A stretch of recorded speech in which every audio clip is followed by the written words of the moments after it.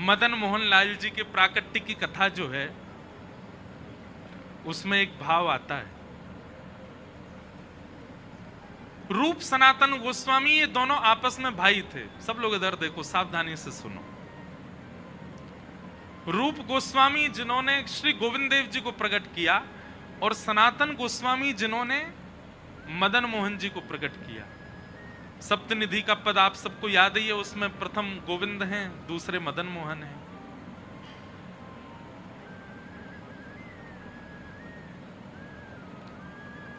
तो रूप सनातन गोस्वामी जो थे ये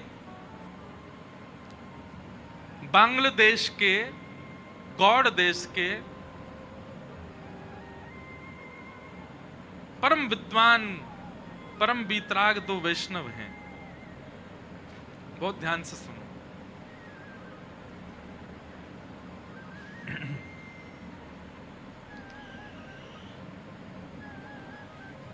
एक मुस्लिम शासक राजा था वहां पर। तो आप दोनों ने, आपके पिताजी ने इतना पढ़ा लिखा करके विद्वान किया दोनों को कि आप भविष्य कथन करते थे। एक राजा को इन्होंने कह दिया कि तुम भविष्य में चल करके बादशाह बनोगे। तो उस व्यक्ति ने इनसे कहा कि अगर मैं बादशाह बन गया तो अपना प्रधानमंत्री आपको बनाऊंगा। और बात सत्य हुई। कुछ समय बाद वो व्यक्ति बादशाह बन गया। तो उसने रूप सनातन गोस्वामी जी को मंत्री पद दिया, अपने यहां अलग अलग पद दिए। उससे हमारा प्रयोजन नहीं। पर रूप सनातन गोस्वामी इतने वैभवशाली थे, आपके पास में ऐसा कुछ भी नहीं है संसार में जो नहीं था। धन संपत्ति परिवार सबसे संपन्न थे। बस एक दिन की बात, दो कारणों से आप वृंदावन चले गए। और वो दो कारण कौन से हैं? पहला कारण, एक बार आप लोग दोनों हिसाब किताब कर रहे थे। तो हिसाब किताब करने में इतना समय लगा, कुछ हिसाब बैठ नहीं रहा था।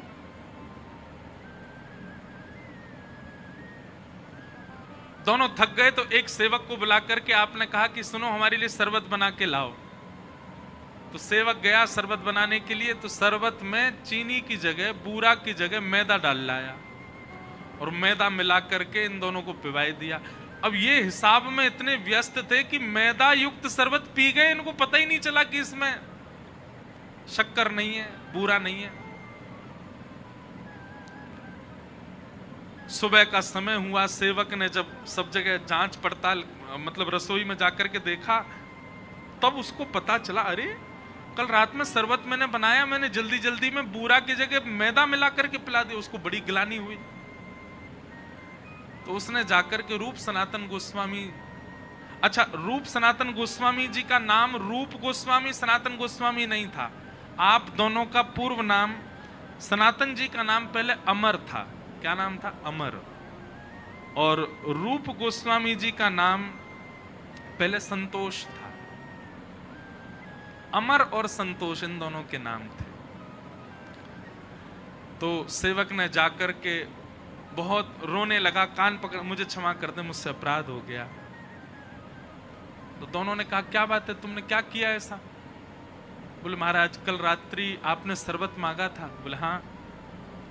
जल्दी जल्दी में मैं उसमें शक्कर की जगह, बूरा की जगह मैदा मिला लाया था। मैदा युक्त शरबत आपको पिला दिया, मुझे क्षमा कर दो।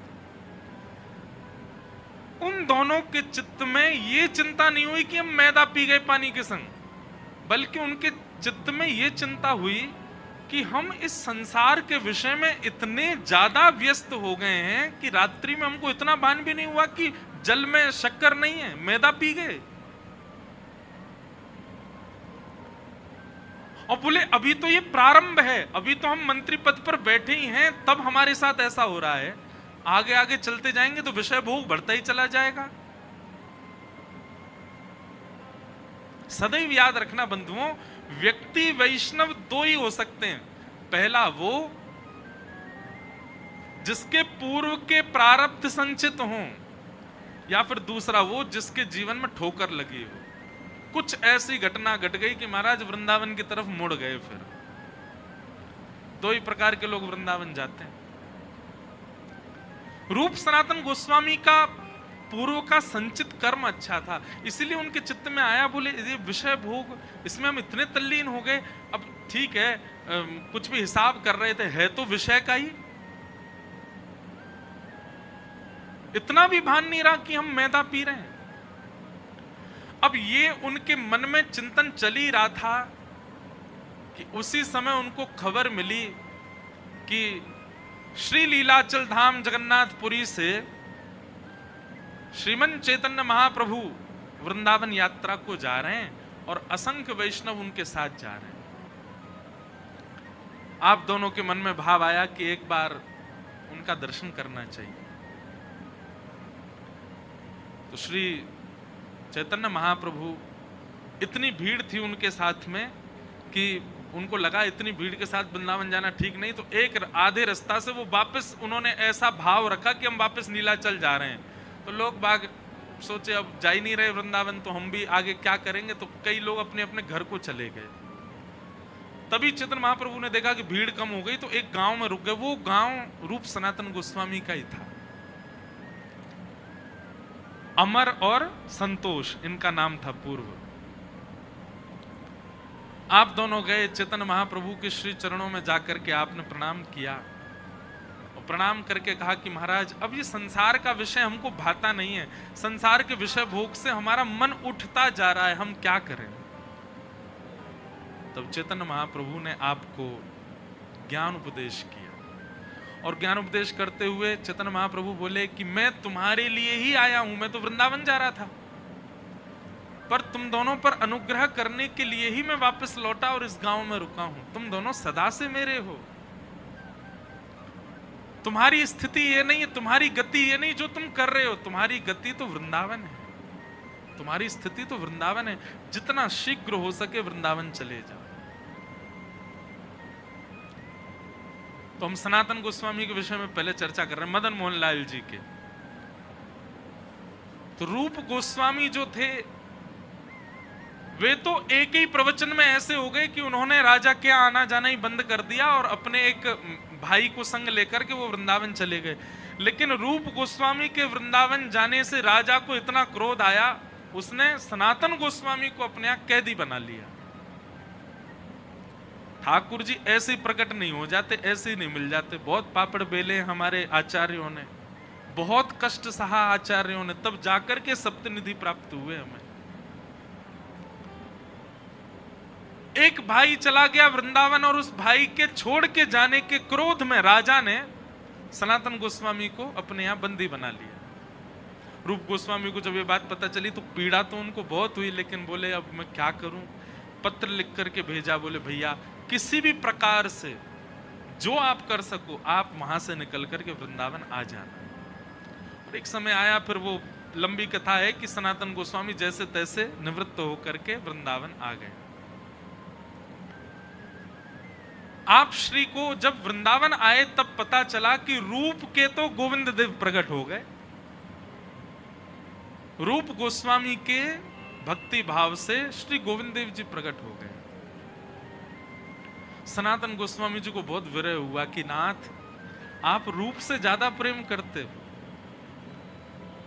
उसको आपने एक ही प्रवचन में वृंदावन बुला लिया, उसको बंदी भी नहीं बनना पड़ा और वृंदावन आकर के इतने वर्षों तक यहाँ भजन पूजन करके आपने प्रकट होकर के अपनी सेवा भी दे दी। मुझ में क्या कमी, मेरा मन भी तो शुद्ध है, मेरे मन में भी तो भाव है, आप मेरे लिए कब प्रकट होगे। यह विरह भावना प्रकट हुई। इसी भावना से आपने चैतन्य महाप्रभु के श्री चरणों में प्रणाम करते हुए निवेदन किया, आचार्य प्रवर कुछ ज्ञान प्रदान कर। तब 10 दिन तक महाप्रभु जी का प्रवचन संग किया उन्होंने। और महाप्रभु जी बोले कुछ नहीं, बस तुम चिंतन किया करो, नित्य नेत्र बंद करके ठाकुर जी से ही पूछा करो कि वो तुम पर अनुग्रह कब करेंगे। अपने आप ठाकुर जी तुमको कृपा करके सेवा प्रदान करेंगे। सनातन गोस्वामी, अच्छा रूप सनातन ये नाम चैतन्य महाप्रभु ने ही रखे थे दोनों के। सनातन गोस्वामी ध्यान करने बैठते और अपने ध्यान में बैठे बैठे ठाकुर जी से रोते कि नाथ मुझ पर अनुग्रह कब करोगे, मुझ पर कृपा कब करोगे। और स्थिति ये आ गई कि सनातन गोस्वामी के मन में ये भाव आने लगा, शायद मैं अभी भी विषय में पड़ा हूं, रूप गोस्वामी निकल चुके इसलिए उनको मिल गए, मेरे शायद अभी भी विषय भोग बचे इसीलिए ठाकुर जी नहीं आ रहे हैं। तो धीरे धीरे सब वस्तुओं का त्याग करने लगे, वस्त्र कम पहनने लगे, इच्छाओं की कटौती करने लगे। पहले भोजन भी बहुत करते थे तो 7 दिन का भोजन 3 दिन करने लगे, 3 दिन का भोजन 1 दिन करने लगे, 1 दिन में भी 1 बार करने लगे, और वह भी भिक्षा मांग करके करने लगे। एक समय तो ऐसा आया भिक्षा भी नहीं मांगते, कोई दे जाएगा तो पाए, मैं इतना त्याग करूंगा ठाकुर जी को आना पड़ेगा मेरे पास।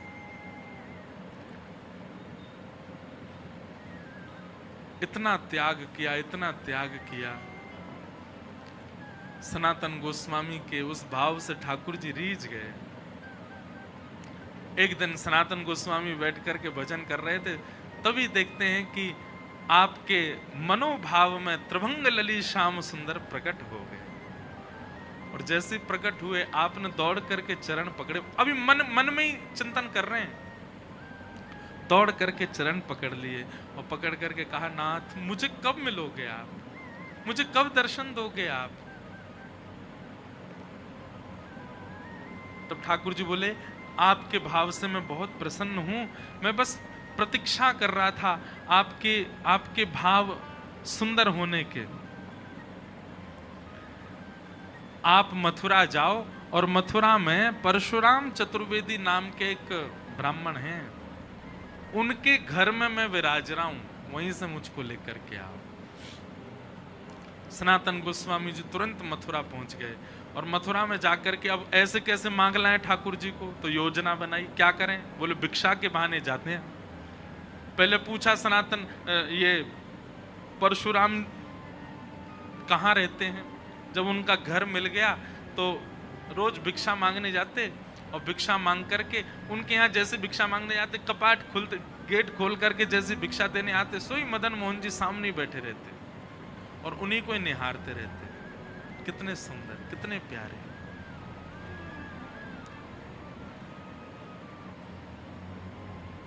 पहले ही ठाकुर जी चित्त में आकर के बता चुके हैं कि मैं उनके घर से तुम्हारे पास आऊंगा। सनातन गोस्वामी की स्थिति का भी विचार करो बंधुओं, वे अपने हृदय के ठाकुर को दूर से निहारते हैं, पर ऐसे मांग के ले जा नहीं सकते। किसी के ठाकुर को कैसे मांगोगे। आकर के रुदन करते और ठाकुर जी से प्रार्थना करते, आप ही कुछ करो ना, मैं कैसे मांग के लाऊं आपको। भगवान बोले स्वप्न में आकर के, बोले कल जब वो मैया भिक्षा देने आएगी तो उससे थोड़ा संवाद करना। क्या संवाद करूं। बोले बस मेरी सेवा का भाव पूछना, उसी से ही कोई योजना बनेगी। तो सनातन गोस्वामी दूसरे दिन गए, भिक्षा मांगने लगे तो मैया, एक बूढ़ी मैया आती थी भिक्षा देने। जैसे भिक्षा देने लगी तो सनातन गोस्वामी बोले, मैया इनकी सेवा कैसी है, कैसी सेवा करती हो, आनंद आता होगा खूब। मैया अपना सिर पकड़े, बोले बाबा दूर ते ही देख लो, ये दूर ते ही प्यारो लगे, जाके घर में आ जाए, जाके चित्त में आ जाए, जाके जीवन में आ जाए, बाको सब कुछ लुटवाए दे।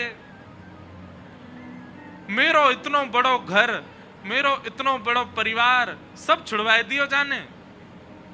मेरो परिवार बिखर गयो, मेरे बालक बिखर गए, सब मुंह से दूर रहते चले गए। और सुनो बाबा, मेरो तो सब लुटवाए दियो, अपने सबरे खजाने भर लिए जाने। अपनी पोशाक, अपनो श्रृंगार, अपनो मुकुट, अपनो ही सिंहासन, सब अपनो ही भरतो चलो गो। बाबा दूर ते ही देख लियो या लेवे को मन मत बनाइयो, सब लुटवाए देखो। सनातन गोस्वामी बोले, माँ आप हमारी ओर जरा दृष्टि डाल के देखो, हमारे पास कुछ लगता है आपको। हम पहले ही सब छोड़ चुके हैं, हमारे पास तो केवल एक लंगोटी है बस, इसके अलावा कुछ नहीं है। ये अगर आ भी गए हमारे पास में तो हमारा क्या छुड़वाएंगे, बचा ही नहीं कुछ भी। परिवार हमने छोड़ दिया, भोजन हमने छोड़ दिया, इच्छाएं हमने त्याग दी। अरे एक कुटिया किसी ने बना के दे दिया, नहीं तो मैं तो वृक्ष के नीचे रहता था, घर भी नहीं। और जबकि ये रूप सनातन गोस्वामी बड़े संपन्न परिवार से थे बंगाल में, सब छोड़ छाड़ के आ गए। बोले मैया सब तो छूट गया, अब क्या छुड़वावेंगे ये मेरा।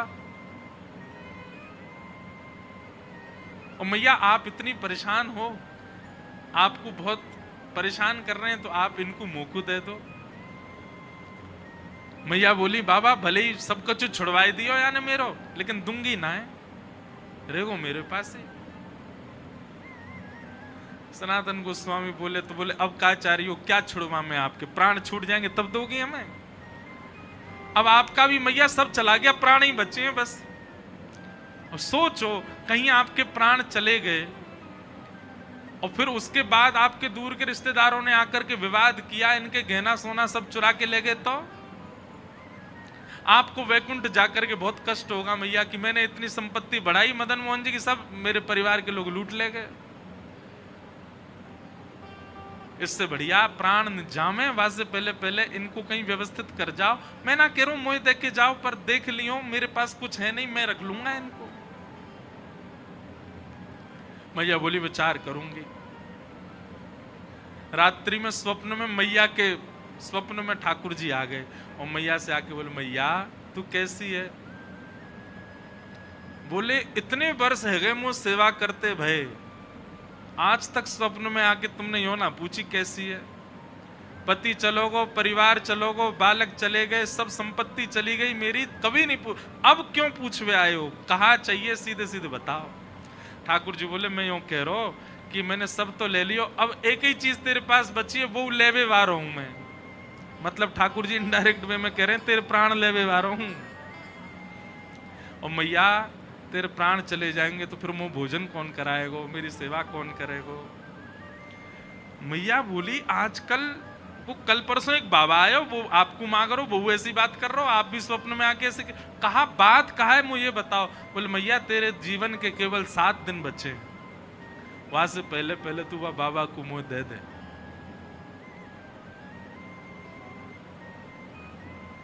माँ के नेत्र सजल हो गए। बोले ठाकुर जी आप जानो ही चाह रहे हैं तो फिर मैं व्यवस्था करूंगी।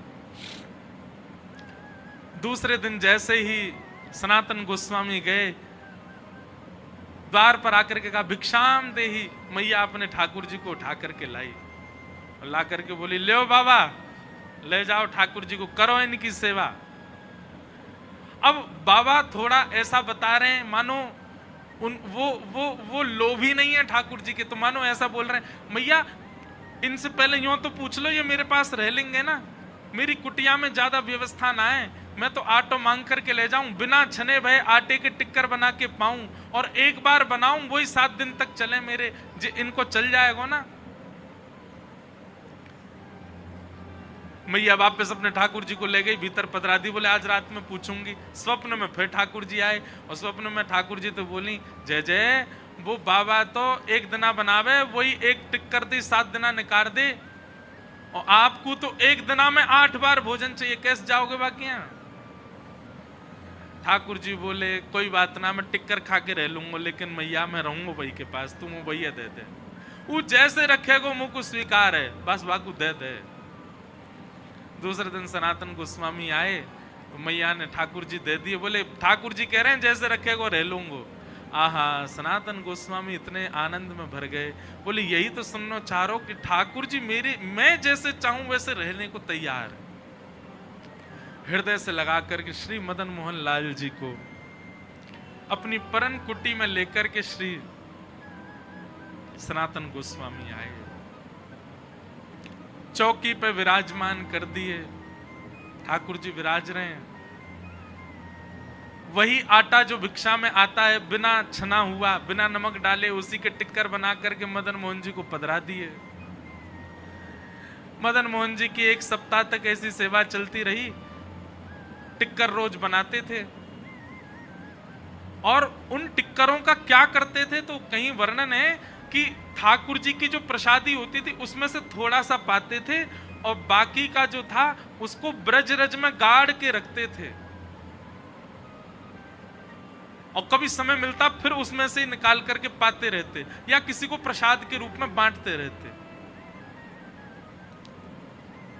5-6 दिन तक ठाकुर जी ने सेवा कराई और कुछ दिनों बाद ठाकुर जी स्वप्न में आकर के बोले, बाबा बहुत मन लग रहा हो मेरा तुम्हारी कुटिया में, तुम ऐसे भजन करते रहो, पूरे दिन टिक्कर बना के मुंह को पवाओ, बाबा बहुत सुख मिल रहा, लेकिन एक बात है। बोले कहा, नेक नमक बुरक दे करो आटे में, नेक सो स्वाद आ जाएगा वहां में। अरे मैं नंद जी को लाला, मैं यशोदा मैया को लाला, लाड़ चाव को जोड़ा, इतने लाड़ प्यार से मुंह को पाल के बड़ो कियो, 56 भोग बनाती यशोदा मैया। बाबा मुंह में नेक भोजन की रुचि है, पर मैं ज्यादा ना कह रहा हूं आपसे, मैं यूं ना कह रहा हूं कि बहु व्यंजन बनाओ, पर या आटे में नेक नमक तो डाल दे करो। सनातन गोस्वामी जय जय, आपको बहुत श्रम है क्यों, मैं अभी जाऊं, कल से भिक्षा में नमक भी लेके आऊंगा।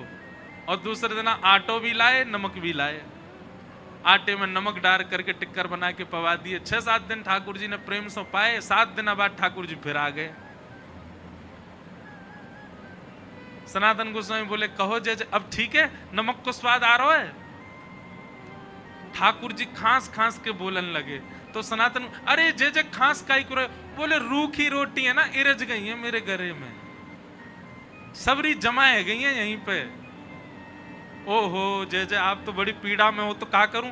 बोले नेक घी लियाए करो, रोटी में नेक टिक्कर में नेक घी बोर के मुंह को फिर पवाए करो। सनातन गोस्वामी बोले ठीक है, मैं घी की व्यवस्था करूंगा।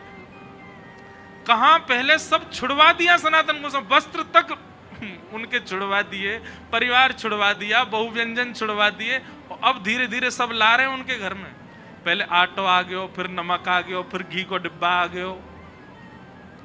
7-8 दिन तक ठाकुर जी ने प्रेम से पायो, फिर ठाकुर जी प्रकट है गए मन में, जय जय अब तो नमक भी डाल रहा हूं, घी भी चुपड़ रहा हूं, अब कहा चाहिए। ठाकुर जी बोले, मैं कछु ज्यादा ना मांग रहा हूं, मैं तो यूं कह रहा हूं, आप कंडा जराए करके वही पर टिक्कर सेकें, और मुंह को लगे कंडा बेचारे बहुत देर तक ऐसे ही रह जाएं, उनमें कछु और भी बन सके।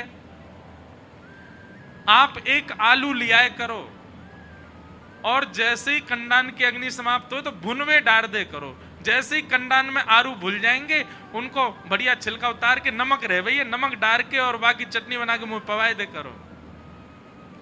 सनातन गोस्वामी जी ने ठाकुर जी उठाए गोद में, बोले चटोरे लाल, मेरे पूरे घर में पहले तो सब छुड़वाए दियो, मेरे व्यंजन छुड़वा दिए, मेरो भोजन छुड़वा दियो, मेरो घर छुड़वा दियो, परिवार छुड़वा दियो, वस्त्र छुड़वा दिए, और अब धीरे धीरे सब, अरे ये एक दिन आवे को मेरे घर में 56 भोग बनने लगेंगे, मैं भजन कब करूंगा फिर, रुको तो मैं वही मैया के पास ही छोड़ के आऊं। जैसे ही मदन मोहन जी को उठा के ले जाने लगे, प्रत्यक्ष मदन मोहन जी प्रकट हो गए, प्रकट होकर हृदय से लगा लिया, और हृदय से लगा करके बोले, बाबा तू जैसे रहेगो रहूंगो तेरे सिर पे ही, तो छोड़ के ना जाऊंगो। हाँ मैं 56 भोग पाऊंगो एक दिन तेरे हाथन सो, लेकिन पाऊंगो तेरे हाथन सो, नहीं जाऊंगो छोड़ करके। बंधुओं, ठाकुर जी विरह देते हैं ना, इसका मतलब ये नहीं है कि वो निष्ठुर हैं। ठाकुर जी संबंध छुड़वाते हैं, मित्र छुड़वा देते हैं, संसार के विषय भोग छुड़वा देते हैं, इसका मतलब ये नहीं कि वो निष्ठुर हैं, वो चाहते नहीं आपको कि आप किसी के संग रहो, ऐसा नहीं है, केवल परीक्षा ले रहे हैं। लेकिन आपने ठाकुर जी के द्वारा दी गई हर स्थिति को स्वीकार कर लिया, तो ठाकुर जी उससे इतने प्रसन्न हो जाएंगे कि जैसे सनातन के हृदय से लग गए, वैसे हमारे हृदय से लग करके ठाकुर जी कहेंगे, जैसे रखेगो रहूंगो तेरे संगे।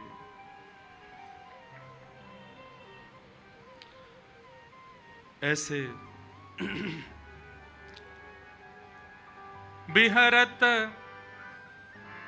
बिहरत निस दिन कुंज गलन में, ब्रज जन मन सुख धाम, मदन मोहन को रूप निरख के, मदन मोहन को रूप निरख, सनातन बलि बलि जाए, वृंदावन प्यारो वृंदावन, वृंदावन प्यारो वृंदावन। बोलो मदन मोहन लाल की। बड़े प्यारे ठाकुर हैं हमारे वृंदावन के। अब करौली राजस्थान में विराजते हैं। तो देखो सनातन गोस्वामी जी की कथा से आपने क्या सीखा? भगवत प्राप्ति के लिए, ठाकुर जी प्राप्त हो उसके लिए सबसे पहले क्या आवश्यक है? एक गुरु, सदगुरु का संग। चैतन्य महाप्रभु यदि कभी सनातन गोस्वामी के जीवन में नहीं आते तो शायद उनको कभी भगवत प्राप्ति नहीं होती। लेकिन गुरु कैसा होना चाहिए? गुरु वही जो हरि सो मिलावे, गुरु वही जो वृंदावन में बसावे, गुरु वही जो हरि की राह दिखावे, जो भगवत भावों को आपके चित्त में स्पष्ट करे, वो गुरु होना चाहिए। ऐसे गुरु सनातन गोस्वामी को प्राप्त हुए। तो सबसे पहले गुरु आश्रित। और गुरु आश्रय भी कैसा? चैतन्य महाप्रभु ने कहा कि वृंदावन चले जाओ, तो अपनी राजकीय संपदा को छोड़ करके चले गए वृंदावन। रूप सनातन गोस्वामी जी का जब मैं चरित्र पढ़ रहा था तो उनके परिवार के बारे में भक्तमाल जी में ऐसा वर्णन किया है, उस काल में, उस समय में वहां सुख था उनके पास जो बड़े बड़े राजाओं के पास नहीं था। सब छोड़ करके आ गए वृंदावन। और यह बात स्पष्ट है, जाके चित्त में यह भावना हो कि हमें श्री राधा रमण प्रत्यक्ष मिलें, तो हरिराम व्यास जी की इस पंक्ति को याद रखिएगा। कनक कूट को टिक लग तजिए, भजिए कुंवर कन्हैया, वृंदावन सा चौधन भैया। जब तक आपके जीवन में वृहद त्याग नहीं होगा तब तक ठाकुर जी नहीं मिल सकते। ये बात लिख लीजिएगा। हम लोग नेक नेक से त्यागन पे ठाकुर जी को मांग रहे हैं। ठाकुर जी आपके लिए मैंने जो है प्याज लहसुन छोड़ दी, ठाकुर जी आपके लिए मैंने व्यसन करना छोड़ दिया, आपके लिए मैंने ये सब करना। आप केवल जिह्वा की वस्तुओं के त्याग कर पा रहे हैं। भगवत प्राप्ति के लिए त्याग पूछना भी नहीं है, बस त्याग दो। बोले जा से मुझे ठाकुर जी मिले, मुझे वो करना है। मीराबाई का जो पद आप सब गाते हैं, मैं बैरागन होंगी, उस पद में जो अंतरा है उसमें क्या कहती है मीराबाई?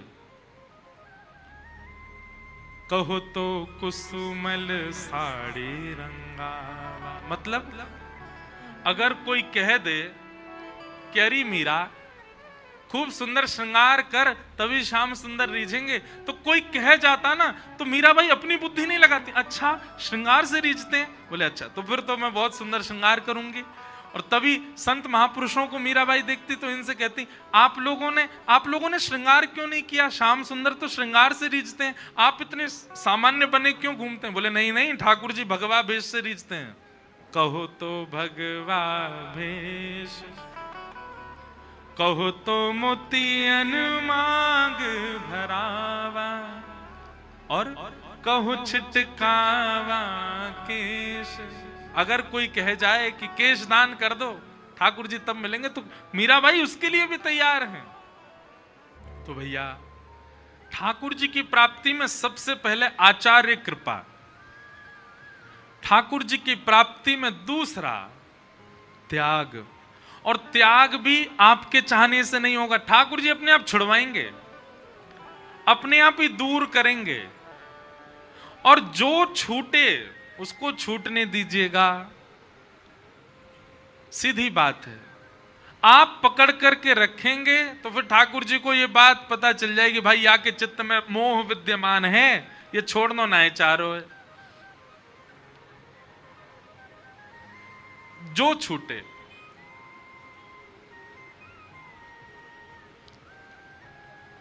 और मेरे को एक के बाद एक पद याद आते रहते हैं, तो मन होता है पद ही गाऊं। अच्छा ये सब जो सारी कथाओं में नहीं होता, ये कहीं कहीं होता है, एक के बाद एक पद याद आते हैं, कहीं कहीं होता है। ब्रज के अंतरंग भाव सब जगह प्रकट नहीं होते कथा में। एक पद मैं गाता हूं, उस पद में एक पंक्ति आती है, घर का प्राणी कहा ना माने, मन मन खुशी मनाऊं, घर का प्राणी कहाँ ना माने, मन मन खुशी मनाऊं। हे नाथ, आपकी बड़ी कृपा है। क्यों? घर के लोग मेरी बातें नहीं मानते। आपके घर के लोग आपकी एक बार कही गई बात पर तुरंत पालन करते हैं तो समझो अभी ठाकुर जी ने स्वीकार नहीं किया। ठाकुर जी स्वीकार कर रहे हैं जी, कैसे पता चले? बोले जो कहो घर में सब लोग लड़ने बैठ जाते हैं, बोले ये नहीं होगा, ऐसे नहीं होगा, ये नहीं होगा। आपकी बात कोई नहीं माने तो यूं समझो हाँ, कोई नहीं मान रहे हो तो या को मतलब सबके प्रति जो मोह है ठाकुर जी उसको कम कर रहे हैं। मारा गिरधर लाल थारो नचायो नाचू रे, मारा नट राजा थारो नचायो नाचू। बोलो मदन मोहन लाल की। तो ऐसे श्री मदन मोहन लाल जी सनातन गोस्वामी को प्राप्त हुए।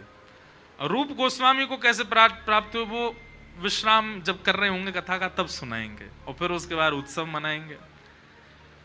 तो इस प्रकार श्री मदन मोहन जी प्रकट भये। तो मैं इस विषय पर लेकर के आया था कि ठाकुर जी जीवन में आएंगे तो सब छुड़वा देंगे। ये बात पहले ही पक्का करके रखना, आप छूटेगा। और छूटेगा का मतलब ये नहीं कि घर से बेघर रह जाओगे, खाने पीने को नहीं मिलेगा, ऐसा नहीं। छूटेगा मतलब आपके चित्त में जो भावना थी उन सब के प्रति वो कम होने लग जाएगी। रहोगे घर में ही, रहोगे बहुव्यंजनों के बीच में ही, रहोगे पार्टीज में ही, रहोगे ऐसे लोगों के बीच में, पर आपका चित्त नहीं होगा कि अब मन उठ चुका है मेरा, अब ये सब इच्छा नहीं है। तब समझो हाँ ठाकुर जी कृपा है रही। कई लोग घबरा गए, बोले महाराज जी घर से बेदखल होंगे तभी वृंदावन स्वीकार करेगो, जैसे रूप सनातन हो गए। तब का समय अलग था, पर हाँ यह भी हो जाए तो बड़ी बात नहीं है, यह भी हो सकता है। पर मूल बात यह है कि आपका चित्त भर जाएगा सब चीजों से, ये ठाकुर जी करते हैं। तो सनातन गोस्वामी को इस प्रकार ठाकुर जी प्राप्त भये। ऐसे ठाकुर जी वृंदावन में विराज रहे हैं। तो निर्गुण निराकार ब्रह्म को समझना बहुत मुश्किल, वृंदावन वाले ठाकुर जी को समझना भी आसान तो नहीं है, पर वे यदि समझ में आने लगे तो संसार छूटेगा, संसार से निवृत्ति होने लग जाएगी। ऐसे श्री कृष्ण को हम प्रणाम करते हैं। अब भागवत जी के द्वितीय श्लोक में विषय, अधिकारी, संबंध और प्रयोजन, 4 बातें बताई गई, बहुत ध्यान से सुनना। कि धर्म प्रोजित कैतवोत्र परमो निर्मत्सराणां सताम्, वैद्यं वास्तवमत्र वस्तु शिवदं तापत्रयोन्मूलनम्। श्रीमद्भागवते महामुनि कृते किं वा परैरीश्वरः, सद्यो हृद्यवरुध्यते त्रिकृतभिः शुश्रूषुभिस्तत्क्षणात्। बहुत सावधानी से सुनो। सबसे पहला भागवत का विषय क्या है? कहीं जाते हैं तो उस स्थान का कुछ ना कुछ प्रभाव आपके ऊपर होता है। भागवत जी के कई प्रभाव हैं, परंतु एक विशेष प्रभाव होगा कथा सुनने से। वो क्या है? तो कहते हैं धर्म प्रौजित कई तवोत्र परमो। आपके चित्त में परम धर्म करने की बहुत इच्छा प्रकट होगी। परम धर्म किसको कहते हैं? 2 बातें होती हैं, धर्म और परम धर्म। अभी आप लोग बिजनेस करते हो, जॉब करते हो, हमारे विपराग जी सिंगिंग करते हैं, पायलट प्लेन उड़ाता है, आप जो कुछ भी अपने घर परिवार के पालन पोषण के लिए करते हो सही तरीके से, गपलेबाजी से नहीं, सही तरीके से जो क्रिया करते हो वो सब धर्म कहलाता है। वो सब आपका धर्म है। वो पहले है, बाकी सब बाद में है, क्योंकि उससे आपका संसार चल रहा है। जिससे आपका संसार चल रहा है, जिससे आपका घर चल रहा है, जिससे आपकी प्रतिष्ठा, आपका ऐश्वर्य, आपके परिवार का पालन पोषण हो रहा है, वो सब धर्म कहलाता है। और परम धर्म कौन क्या होता है? तो सीधा उदाहरण है, जिस क्रिया से हमारा तन, हमारा शरीर पुष्ट होता है वो धर्म है, और जिस क्रिया से हमारी आत्मा पुष्ट होती है वो परम धर्म है। सुन रहे हैं?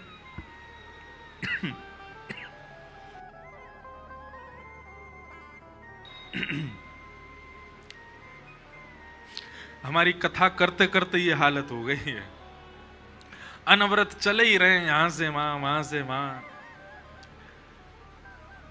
तो क्या कह रहा था मैं? धर्म और परम धर्म, जिससे आपका संसार पुष्ट हो रहा है, जिससे आपका तन पुष्ट हो रहा है, वो सारी क्रिया धर्म है।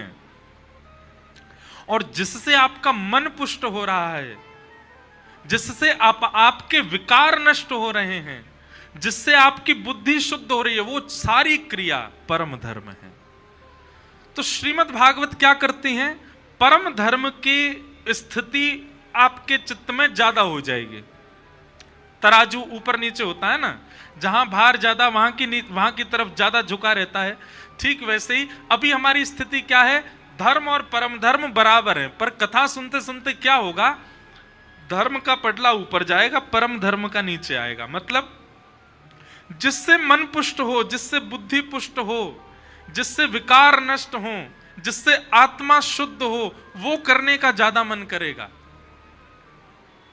वृंदावन जाना ये धर्म नहीं है, ये परम धर्म है। क्यों? वृंदावन जाने से तन पुष्ट नहीं होता। वृंदावन में कई बार इतनी भीड़ होती है कि हमारा तन तो पूरा कुचल जाए। कई बार आप लोग अपने उन मित्रों को वृंदावन ले जाते हो जो कभी गए नहीं है। आजकल तो रील्स वील्स में देख दाख के लोग वृंदावन ज्यादा जाते हैं, और फिर वृंदावन जाकर के वहां की भीड़, वहां की गर्मी, वहां पे धूप ताप पड़ रही है महाराज, गाड़ियां घुसने नहीं दे रहे, पुलिस वालों ने बाहर ही रोक दी है। अब बताओ क्या करें?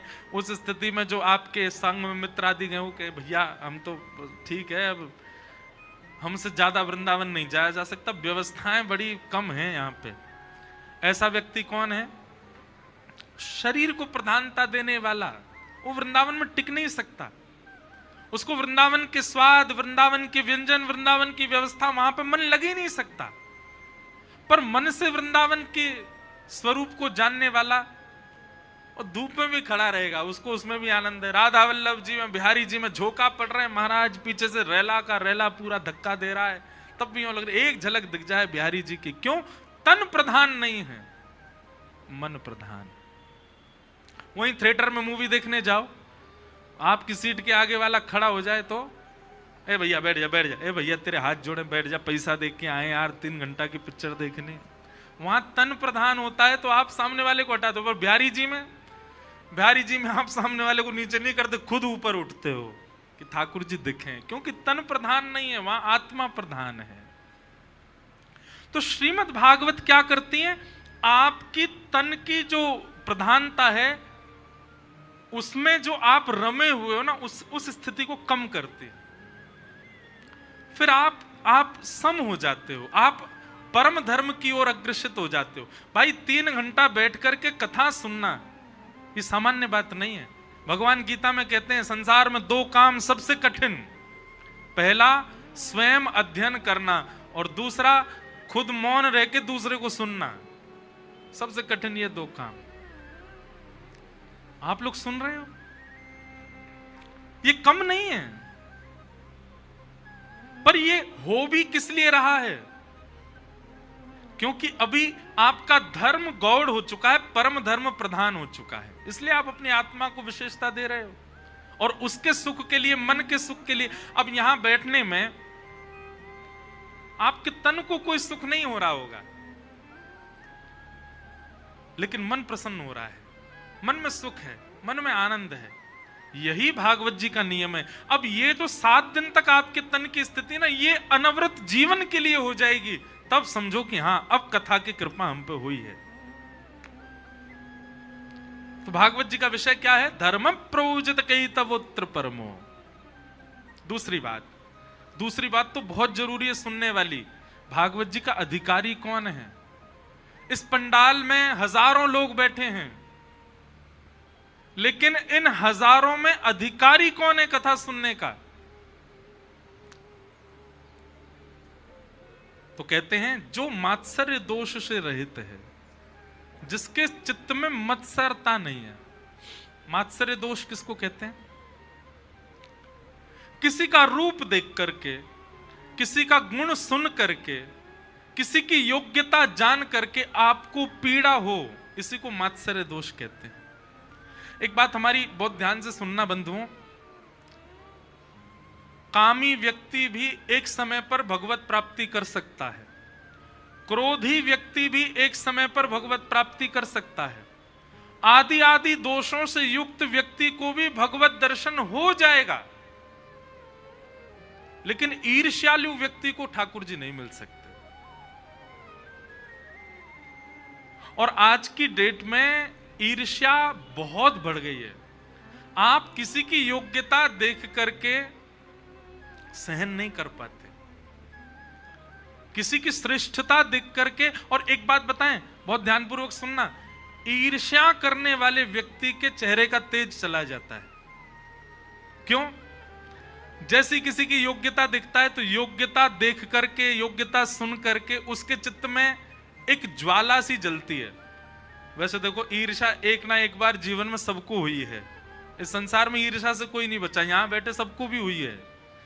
ईर्ष्या जब होती है तो आपने देखा है आपके नेत्रों के अंदर, आपके मुखमंडल पर, आपके छाती में एक अलग सी अनुभूति होती है। किसी को सुंदर देख लिया, किसी की योग्यता देख ली, किसी को बहुत पॉपुलर देख लिया, या किसी हमारे संग पढ़ता था, फेल होता था, और आज देखो इतनी बड़ी कंपनी चला रहा है।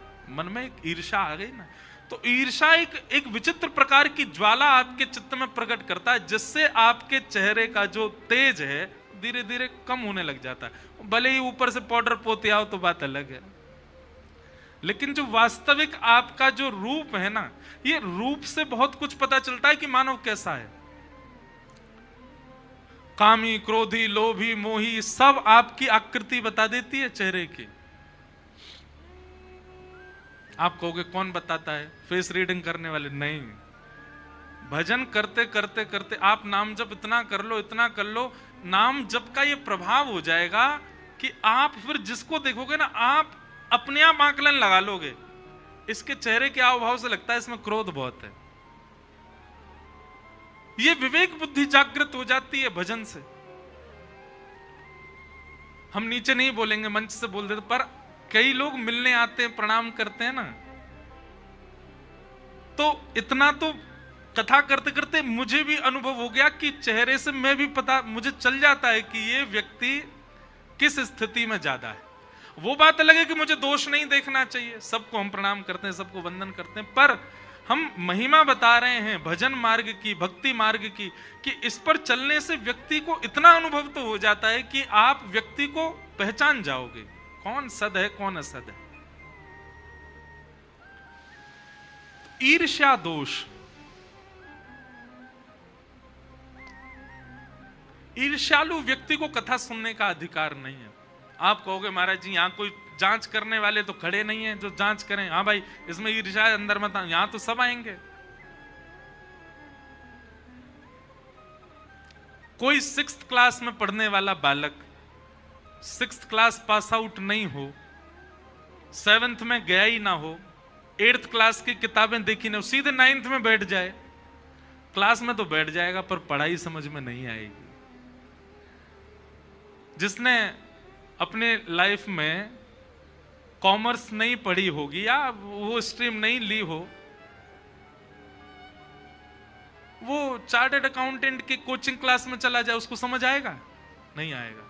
ठीक वैसे ही आप कथा में आके बैठ जाएंगे, कथा भी आपको जचेगी क्योंकि चरित्र इतने सुंदर हैं कि आपका मन लगेगा, लेकिन आप इंप्लीमेंट नहीं कर पाओगे अपनी लाइफ में। अगर आपके चित्त में ईर्ष्या होगी तो आप यहां से बाहर निकलते, सुनी थी बात, सिर भी हिलाया था, अच्छी भी लगी थी, पर अपनी लाइफ में धारण कर लो, वो नहीं हो पाएगा। क्यों? आपके चित्त में जो ईर्ष्या है वो उसको करने से रोकेगा।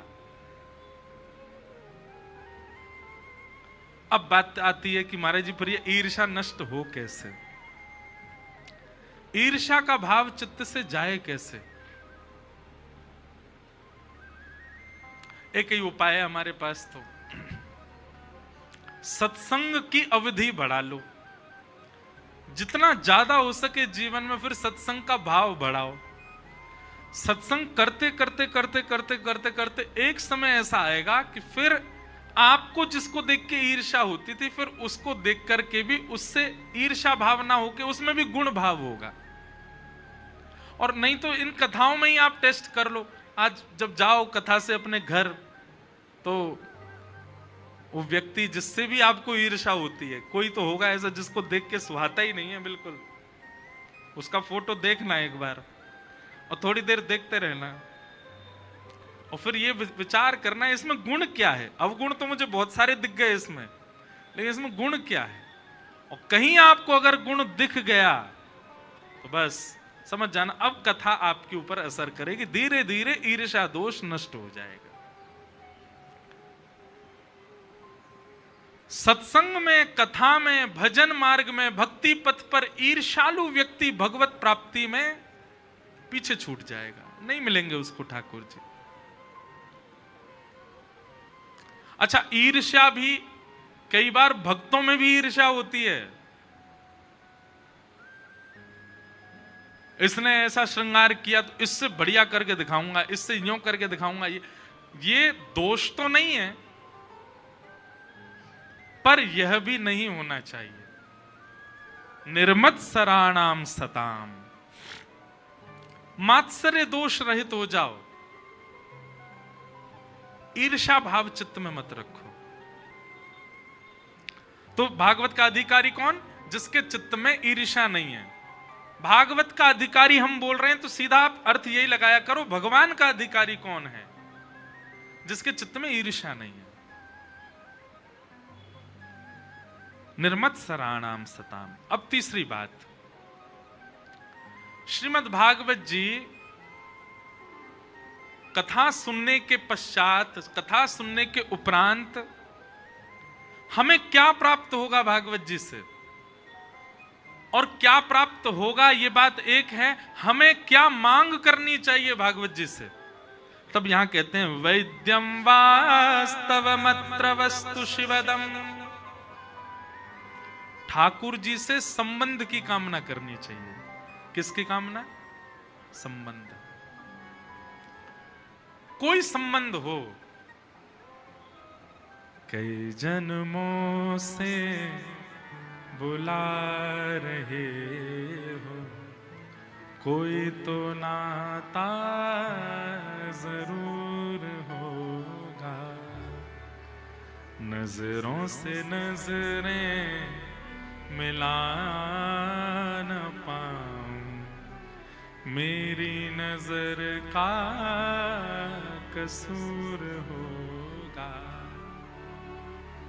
तुम ही तो मेरे माता पिता हो, तुम ही तो मेरे बंधु सखा हो, कितने रिश्ते तुम संग मेरे, रिश्ता निभाना जरूर होगा, कई जन्मों से बुला रहे हो, कोई तो नाता जरूर होगा। हम एक बात कह रहे हैं व्यास मंच पे बैठ के, बहुत ध्यान से सुनना। कह चुका हूं पहले भी, पुनः कह रहा हूं, जीवन में एक बार भी ठाकुर जी की कथा प्रिय लग गई हो, 7 दिन कथा सुनने आए, 7 दिन अच्छी नहीं लगी, लेकिन एक दिन कोई एक चरित्र अच्छा लग गया हो, पूरे जीवन में अब तक में कभी भी वृंदावन प्रिय लग गया हो, वृंदावन जाकर के कभी श्री राधा रमन जी को देख करके चित्त में एक बार प्रेम प्रकट हो गया, फिर भले ही नहीं हुआ, उसके बाद एक बार हुआ था बस। ब्रजवासियों को देख करके, यमुना जी को देख करके, रजकण देख करके एक बार, केवल एक बार किंचित प्रेम प्रकट हुआ हो, तो आप ये बात निश्चित मान लीजिएगा, आपका पूर्व का कोई तो संबंध ठाकुर जी से पुराना है, किसी अपराध के कारण आपका पुनर्जन्म हुआ है और आप ठाकुर जी से विलग हैं। ये एक क्षण का प्रेम प्रकट करा करके ठाकुर जी प्रमाणित कर रहे हैं कि तू मेरो है, पहले तो ही मेरो है, लेकिन तू भटको गयो है, तू मुझको पहचान नहीं पा रहे हो है। अब आप किसी भी भक्त का चरित्र उठा करके देखो, जिन सनातन गोस्वामी की हम लीला सुन रहे हैं, ये भी इनके पूर्व काल में ठाकुर जी की मंजरी हैं, मंजरी भाव में आप रहते हैं। रूप गोस्वामी जिन्होंने श्री गोविंद देव जी को प्रकट किया, वे गुण मंजरी हैं। मंजरी मतलब गौड़िया वैष्णव संप्रदाय में नित्य सहचरी सखी को मंजरी कहते हैं। तो रूप गोस्वामी कौन है? बोले रूप गोस्वामी ठाकुर जी की गुण मंजरी हो। गुण मंजरी का भाव क्या है? बोले ठाकुर जी को तांबूल पवाती हैं निज वृंदावन में, गुण मंजरी। हमारे स्वामी श्री हरिदास जी, ये कौन है? ये ललिता जी का रूप हैं। हमारे श्री हितरवंश महाप्रभु कौन है? ये वंशी का अवतार हैं, ये पूर्व में वंशी थे।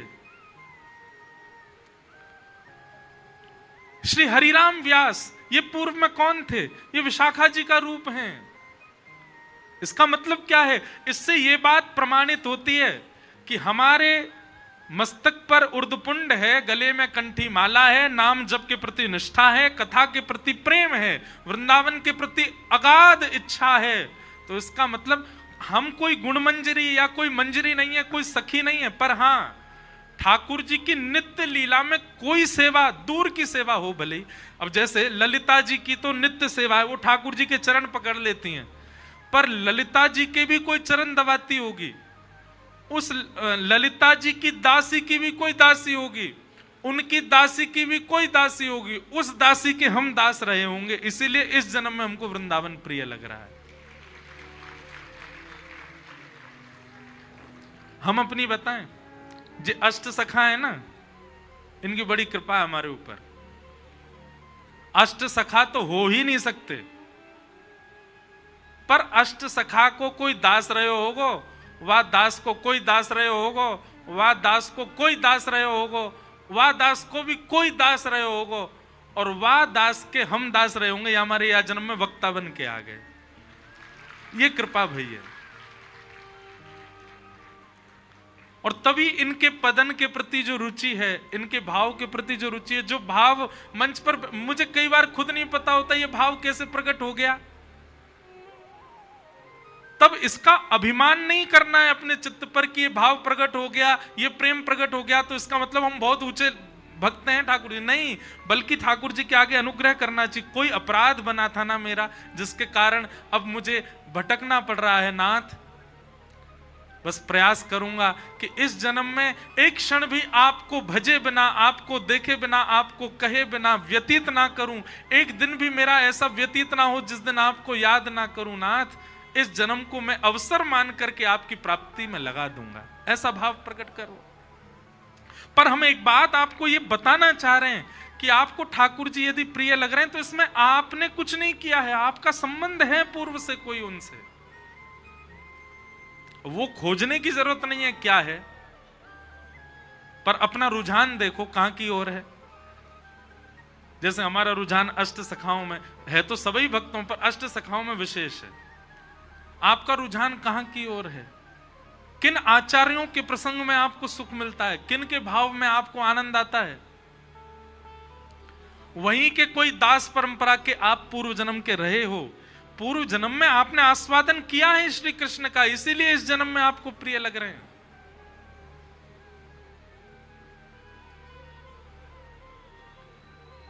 हमारे बी पराग जी पूर्व जन्म में ठाकुर जी के गवैया ही रहे होंगे, ठाकुर जी को इनने रिझायो ही होगो, ठाकुर जी के सन्मुख बैठ करके खूब रिझायो होगो। इसीलिए इस जन्म में श्री जी इतनी प्रिय हैं। इतना सब कुछ मिल जाने के बाद व्यक्ति भक्ति भाव नहीं करता।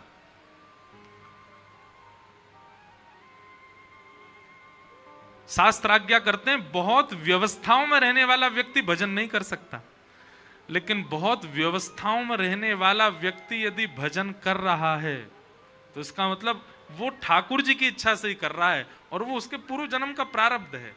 तो ये निश्चित ही पूर्व जन्म से ही ठाकुर जी को सुनाते आए होंगे और इस जन्म में जो इनका रुझान ठाकुर जी के प्रति, कथा के प्रति, श्री जी के प्रति बरसाने के, मुझे एक दिन बोले, अब ये कोई ऐसा नहीं कि आपको यहां से जो भी कहा जा रहा वो इसलिए क्योंकि बहुत लोग प्रेरणा मान करके जीवन में उतारते हैं, इसलिए यहां से हम सबकी बात कहते हैं। एक दिन आपका फोन आया, महाराज जी अमेरिका से लौट करके आए। मैंने की तो मैं तो महाराज जी ऐसे छटपटा रहा था कि कब मेरा शो पूरा हो और मैं भारत जाऊं। बोले भारत के लिए तो छटपटाए, भारत में भी मेरा ये था भाई गाड़ी लगाओ और एयरपोर्ट पर सीधे पहले बरसाने जाऊंगा और बरसाने जाकर के मैंने की तो फिर बोले बरसाने जाके पहले श्री जी को निहारेंगे और फिर महाराज जी वहां पे हमारा पेट हो गया है गड़बड़, वहां भोजन पानी बढ़िया मिला नहीं, श्री जी के चरणों की प्रसादी पाएंगे तब मन में शांति होगी। बोले पहला कवल जैसे श्री जी की प्रसादी का डाला, मैं आपको बता नहीं सकता, ऐसा लगा कि मानो वैकुंठ में आ गया हूं, गोलोक धाम में आ गया हूं। मैंने कहा बताओ कहां लोग भागे जा रहे हैं विदेशों में, और आप विदेश से भाग के आ रहे हो कि हमें वृंदावन चाहिए। इसका मतलब क्या है भाई, चुंबक यदि कहीं रखी है तो आसपास लोहा होगा, तो लोहा नहीं चाहेगा कि मैं जाऊं, चुंबक ही खींच लेती है। हमारे लाल जी ही चुंबक हैं। अपने मन से जो जा रहा है वो अलग विषय है, पर जिसको ठाकुर जी खींच रहे हैं, जो खूब व्यस्त है फिर भी ठाकुर जी खींच रहे हैं, ये समझ लो कि बस ठाकुर जी पकड़ ही रहे हैं, वाको बुला ही रहे हैं, ठाकुर जी खींच रहे हैं। वैद्यम वास्तवमत्र वस्तु शिवदम। श्रीमद् भागवत जी की कथा सुनने का केवल एक प्रयोजन होना चाहिए कि हमें ठाकुर जी से कोई संबंध मिले। और बंधुओं उस संबंध को आप आज ही बनाइए। चलो आज विचार कर लो, आपको क्या लगता है ठाकुर जी को देखते हो तो कौन दिखता है आपको?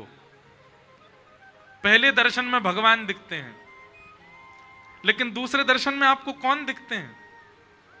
आपको सखा दिखता है, आपको प्रियतम दिखता है, आपको लाला दिखता है, आपको मित्र दिखता है, कौन दिखता है? विचार करो और विचार करके फिर जो दिखता है उस संबंध को आज से प्रमाणित करो। ठाकुर जी से संबंध बनाओ। अगर ठाकुर जी से संबंध नहीं बनाया, केवल उनको भगवान मान करके भजते रहे, तो आप कहीं ना कहीं भक्ति के उस चरम सुख से दूर ही रह जाओगे, वंचित रहोगे। ठाकुर जी से कोई संबंध बनाओ, ठाकुर जी को अपना कोई मानो और वो खुद से पूछो क्या लगते हैं आपको। एक व्यक्ति आया मुझसे ऑस्ट्रेलिया में मिलने, तो मेरे से बोला महाराज जी मेरा ठाकुर जी से बड़ा विचित्र संबंध है। मैंने कहा क्या? बोले ठाकुर जी मेरे दामाद लगते हैं। मैंने कहा दामाद कैसे? बोले मुझे इतने प्रिय नहीं है पर मेरी बेटी को बहुत प्रिय है, वो उनको प्रियतम मानती है, पूरे दिन घूमते, तो ठाकुर जी मेरे दामाद हैं। मैंने कहा वाह भैया ससुर जी जय हो, तो प्रणाम।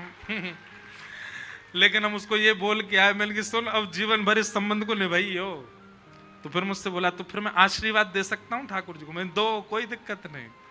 हमारे ब्रज में तो खूब आशीष देते हैं ठाकुर जी को, आशीष के पद गाए जाते हैं। चिरजीवो गोपाल रानी तेरो, चिरजीवो गोपाल। हम सब तो आशीष देते हैं, हर उत्सव में आशीष मिलता है ठाकुर जी को। मैंने कहा भाई खूब आशीष दो। तो बड़े विचित्र संबंध बनाते हैं लोग ठाकुर जी से, पर संबंध बनाओ। पूछो स्वयं से क्या लगते हैं आपको ठाकुर जी, कौन दिखता है आपको जब उनको दिखते हो? और क्षमा करना, केवल भगवान दिखते हैं तो फिर अभी पीछे ही हो आप। और एक बात और बताएं आपको, जिसको केवल भगवान दिखते हैं, उसकी दूसरी दृष्टि में हम दावे से कह रहे हैं उसको पाषाण ही दिखता है। उसको यही लगता होगा कि कोई मूर्ति खड़ी है सामने। ठाकुर जी को भगवान भाव नहीं, ठाकुर जी को कोई अपने प्रिय भाव से देखो और फिर उस संबंध को स्थापित करो, उस संबंध को व्यवस्थित करो। प्रयागराज में एक व्यक्ति रहते थे, सत्य घटना है, हम सुनाते हैं कथा में। उनके कोई संतान नहीं थी, खूब प्रयास किया लेकिन संतान जब नहीं हुई तो अंत तो गत्वा उन्होंने ठाकुर जी को ही अपना पुत्र मान लिया और श्री कुंज बिहारी लाल जी का एक सुंदर मंदिर बनवाया और पूरा दुनिया दर्शन करने आया। सब कहते कुंज बिहारी, और वो दोनों दंपति कहते हमारा कुंजो बेटा, ये हमारा कुंजो बेटा है। लेकिन एक बात और सुनिए, मैं कई घरों में गया हूं, वो लोग बोलते हैं, पर जब कोई संत आवे, कोई कथा वक्ता आवे, कोई महापुरुष आवे, सबके सामने ऐसे नहीं बोलना है। फिर एक जगह मैं कहीं गया था बंबई में, तो मेरे सामने वो ऐसे बोल गए, देखो महाराज जी कैसा खड़ा है इतरा करके। उनका भाव था, तो मैंने फिर उनको समझाया, मैंने सुनो ये भाव आपके एकांतिक होने चाहिए, सबके सामने नहीं। क्यों? मैंने कि मेरे मन में दोष आया, आप ऐसा कैसे बोल सकते हो ठाकुर जी को? लेकिन ये आपका निज भाव है तो निज ही रहने दीजिए, सबके सामने नहीं। कई लोग प्रकाशित कर देते हैं अपने ठाकुर जी के प्रति। संबंध गोपनीय रखना है, प्रेम को ज्यादा ढिंडोरा मत पीटो, उसको गोपनीय रखो। तो कुंजो बेटा जे कौन है? बोले हमारो कुंजो बेटा। एक बार गांव के लोगों ने आकर के सेठ जी से कहा, बोले सेठ जी आप इसको कुंजो बेटा करते रहो तो अच्छा, आपकी भावना है, संस्कार कौन करेगा आपका चले जाने के बाद? बोले तुम्हारा कौन करेगा? बोले हमारे तो बेटा हैं, वो करेंगे। बोले मेरा भी बेटा कुंजो बेटा जय करेगा। इतने विश्वास से उन्होंने ये बात कह दी। कुछ समय बाद उनके प्राण चले गए। गांव के सब लोग इकट्ठे हुए, सब लोग उनको ले जाने लगे। सब लोग प्रशंसा तो करते ही हैं, जब कोई चला जाता है तो उसकी सब प्रशंसा करते हैं, बहुत अच्छे थे, बहुत बढ़िया थे, सब कहते जा रहे थे। छोटे छोटे कई सारे बच्चे शव यात्रा में चल रहे थे रोते हुए। क्यों? उनके बालक नहीं थे तो गांव के सब बच्चों से प्रेम करते थे। जैसे ही शमशान पहुंचे, अब बोले भाई कैसे करना है इनका संस्कार, कौन करेगा? तभी उन बालकों में एक बालक बहुत रो रहा था, अंगूठा पकड़ करके, सेठ जी कहां चले गए, अब मुझे कौन पवाएगा, मुझे दूध कौन पिलाएगा? गांव के लोगों ने सोचा ये बालक बहुत रो रहा है, इसी से ही करा दो।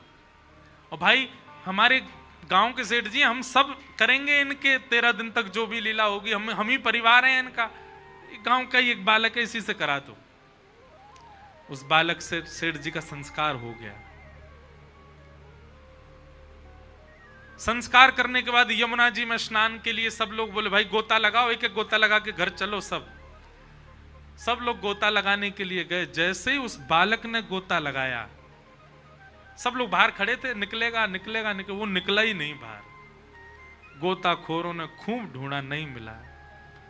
तभी एक वृद्ध सेठ जी का मित्र वो बोले सेठ जी कहते थे मेरा संस्कार कुंजो बेटा करेगा।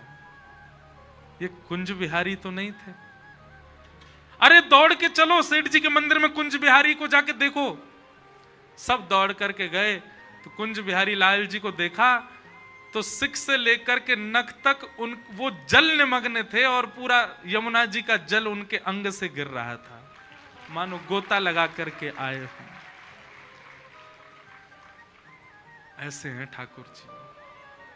आप भूल सकते हैं कि आपने क्या संबंध माना है ठाकुर जी से, लेकिन ठाकुर जी को एक बार आपने बता दिया, ठाकुर जी नहीं भूलते। ठाकुर जी सदा याद रख और निभाते भी हैं। इसलिए कोई संबंध बनाओ, और संसार में जिस संबंध का अभाव ज्यादा हो ना, सबसे ज्यादा अभाव 2 चीजों का है आज की डेट में। पहला तो मित्र नहीं है आजकल, सब रे बस पैसा खर्च करवाने वाले हैं और आपको धोखा देने वाले, मित्र कोई नहीं है। मित्र का संबंध और दूसरा प्रेमी का संबंध। प्रेमी और मित्र संसार में खोजने पे नहीं मिलेंगे, ये दोनों संबंध ठाकुर जी से बना सकते, पर मेरे कहने से नहीं, आपका अपना भाव बने तो। पूछिए क्या लगता है आपको ठाकुर जी को देख के, कौन दिखते हैं आपको, वही संबंध बनाओ। वैद्यम वास्तवमत्र वस्तु शिवदम। ठाकुर जी से वास्तविक संबंध बनवाने में आपकी सबसे ज्यादा सहायता करेंगी भागवत जी। और कैसा संबंध बनेगा, बोले शिवदम। शिवदम यानी कि कल्याणकारी। तो विषय, अधिकारी, संबंध और अंतिम बात आती प्रयोजनम। तो प्रयोजन क्या है, तापत्रयोन्मूलनम। भागवत जी का प्रयोजन क्या है, 3 प्रकार के ताप, 3 प्रकार के दुख होते हैं हम सबके जीवन में, आदि दैविक, आध्यात्मिक, आदि भौतिक। पहले भी बोल चुका हूं कि कथा ताप निवृत्त करती है। इसका मतलब यह नहीं कि आपके जीवन में संकट नहीं आएंगे। आप हनुमान चालीसा पढ़ करके गाड़ी में बैठ करके निकल जाओगे, इसका कारण यह नहीं होता कि फिर आपकी गाड़ी पंचर नहीं होगी या आपकी यात्रा मंगली होगी। जैसी भी यात्रा हो, आपका चित्त सम रहेगा।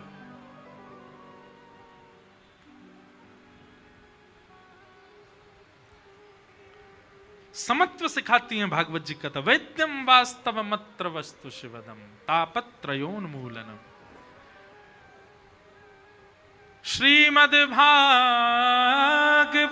महामुनि कृते किंबा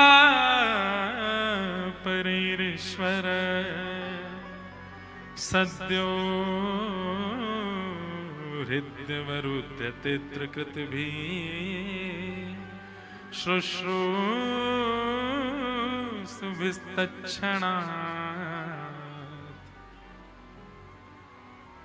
आप सब लोग जितने भी यहां बैठे हो कथा में, सब हम कह रहे हैं आप भाग्यशाली हो, सौभाग्यशाली हो, पर किस लिए भाग्यशाली हो? तो भागवत जी कहती हैं, व्यक्ति जैसे ही कथा में आकर के बैठ जाता है और कथा में बैठ करके उसका कथा में यदि मन लगने लग जाता है, तो यही मानना चाहिए कि उसका मन नहीं लगा है, चित्त में ठाकुर जी बैठे हैं, इसीलिए उसका बैठने का मन हो रहा है, इसीलिए उसकी बैठने की इच्छा हो रही है। सद्यो हृदय वरुध्यते त्रिकृत भी।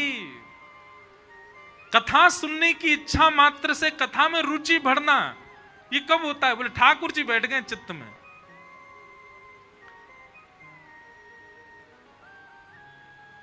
बंधुओं, कथा सुनते समय सप्ताह के लिए आप इतने पवित्र हो कि ठाकुर जी चित्त में बैठे हैं, पर होता क्या है, 7 दिन के बाद जब पुनरावृत्ति वही संसार की होती है, वही ठाकुर जी फिर त्याग कर देते। मतलब कथा सुनना एक प्रकार का अवसर है कि ठाकुर जी चित्त में आ गए, बस अब उनको पकड़ के रखो, वो भागे नहीं वहां से, चित्त छोड़ के जाए नहीं। उसके लिए उपाय एक ही है कि जो सुना, कथा में जब तक बैठे तब तक ठाकुर जी चित्त में हैं, पर बाहर जाती आप सुनी हुई बात को जब अनसुना करके वही दोहराते हैं जो संसार का है, ठाकुर जी चले जाते हैं।